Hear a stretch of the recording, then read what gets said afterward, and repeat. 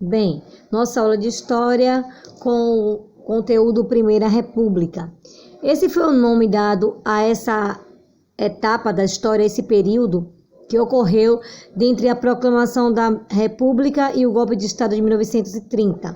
Foi dividido em duas fases. A primeira, a República da Espada, porque era governada por militares, e a segunda, a República Oligárquica, que ficou conhecida assim porque durante o seu governo quem estava governando eram oligarquias, e naquela época oligarquia cafeira paulista e elite rural mineira. Primeiro presidente do nosso país, Marechal Deodoro da Fonseca, eleito por uma eleição indireta, ou seja, a população não teve participação. Ele adotou um regime ditatorial, ou seja, muito autoritário.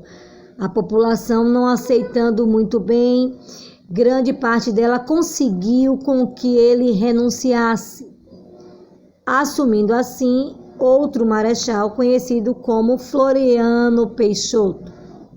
Porém, ele também exerceu o poder de forma muito autoritária e não conseguiu restabelecer uma ordem política no nosso país.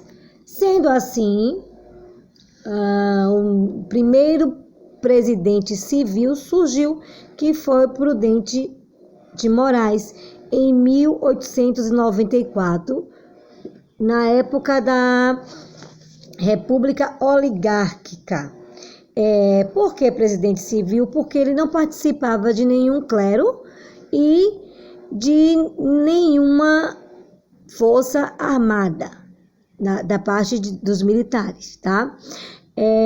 O nosso primeiro presidente, Marechal Deodoro, uma das primeiras medidas dele foi restabelecer uma constituição nova chamada republicana. Nessa constituição, ele fez algumas mudanças. As mudanças estão aí, vocês podem estar olhando no livro de vocês, as 3 mudanças principais que tornou o nosso sistema presidencialista, ou seja, o presidente era eleito pelo povo, houve a divisão do poder em 3, executivo, legislativo e judiciário, e o nosso país, ou estado, como era chamado naquela época, passou a ser laico, ou seja, as pessoas poderiam ter liberdade religiosa e não apoiava discriminação de nenhuma religião. Pulando lá para a página 420, a gente vê aí a República Oligárquica, que a gente falou nesse instante um pouquinho, e fica bem claro, vocês olharam logo no início, que as oligarquias de Minas e de São Paulo eram a base da economia nessa república. É a política conhecida como café com leite, exatamente porque o maior produtor de café na época era São Paulo e o maior produtor de leite era Minas. E nessa época só quem estava no governo, só quem estava governando eram governantes de São Paulo e do estado de Minas Gerais, ok? Aqui embaixo vocês vão poder estar analisando e observando os presidentes que passaram nessa época da Primeira República.